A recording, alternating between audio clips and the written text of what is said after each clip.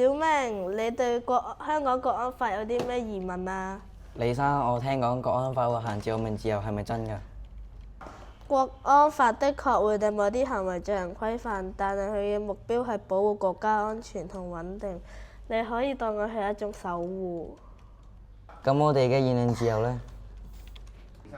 言論自由仍然存在，但係我哋需要法律嘅框架來表達意見。咁樣做係為咗防止極端行為，保護更多人嘅安全。我覺得國安法令到我哋社會更加穩定。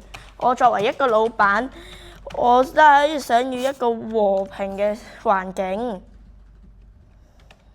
國安法為我哋嘅社會帶嚟新嘅機遇同希望，讓我哋嘅生活更加安定，未來都更加豐富多彩。小明，你知唔知道啊？